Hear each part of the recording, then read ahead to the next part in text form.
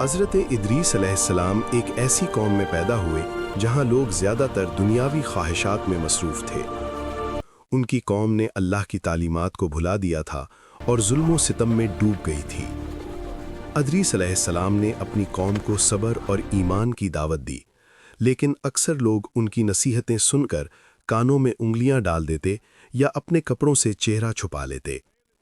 یہیں سے حضرت ادریس علیہ السلام کی زندگی میں ایک اہم موڑ آیا۔ انہوں نے محسوس کیا کہ صرف نصیحت سے کام نہیں چلے گا، بلکہ اللہ کی ہدایت کے ذریعے ایک مضبوط مثال قائم کرنی ہوگی۔ اسلامی روایات میں ذکر ہے کہ حضرت ادریس علیہ السلام نے اللہ کے حکم سے ایک کشتی تعمیر کی۔ یہ کشتی عام کشتیوں جیسی نہیں تھی، بلکہ ہر لکڑی، ہر کیل اور ہر رسی میں اللہ کی رہنمائی اور حکمت شامل تھی۔ ان کے شاگرد اور قریبی ساتھی حیران تھے۔ لوگ سوال کرتے، یہ کشتی کیوں؟ یہ طوفان کب آئے گا؟ حضرت ادریس علیہ السلام جواب دیتے، اللہ کا حکم ہر چیز پر غالب ہے۔ جب اللہ چاہے گا یہ کشتی کام آئے گی۔ یہ منظر ہمیں یہ سکھاتا ہے کہ ایمان اور حکمت کی بنیاد پر کیے گئے اقدامات، حتیٰ کہ ابتدائی حیرت و شک کے باوجود آخرکار فائدہ مند ثابت ہوتے ہیں۔ ایک دن اللہ کی طرف سے ایک طوفان آیا جس کا منظر دیکھ کر سب لوگ دہل گئے۔ زمین پر پانی کی سطح بلند ہو گئی، پہاڑوں کی چوٹیوں تک پانی پہنچ گیا اور ہر طرف قیامت کی طرح کا منظر پیدا ہو گیا۔ حضرت ادریس علیہ السلام نے کشتی پر عمل کیا اور اپنی قوم کو اس میں جگہ دی۔ یہ کشتی نہ صرف ایک جسمانی پناہ گاہ تھی، بلکہ ایمان اور اللہ کی ہدایت کی علامت بھی تھی۔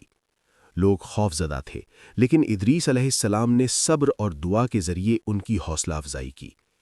یہ منظر ہمیں ایمان کے حقیقی امتحان کی یاد دلاتا ہے۔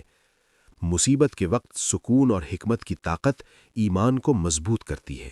طوفان کے دوران کشتی میں ہر لمحہ خطرہ بڑھ رہا تھا۔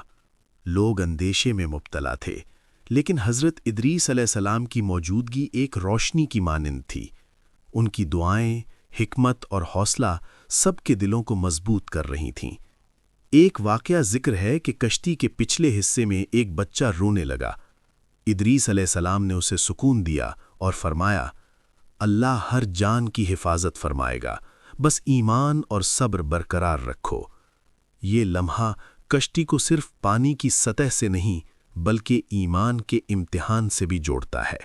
طوفان عروج پر پہنچ گیا۔ پانی کی شدت نے ہر طرف تباہی مچا دی تھی، لیکن حضرت ادریس علیہ السلام نے کشتی کو اللہ کی مدد سے محفوظ رکھا۔ ان کی دعائیں، حکمت اور ایمان نے کشتی کو طوفان کے درمیان ایک محفوظ پناہ گاہ بنا دیا۔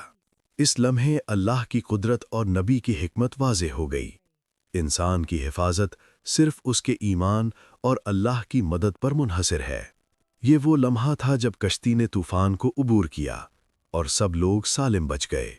یہ واقعہ ہمیں سکھاتا ہے کہ اللہ کی ہدایت، ایمان اور حکمت کے بغیر انسان کسی بھی مصیبت کا مقابلہ نہیں کر سکتا۔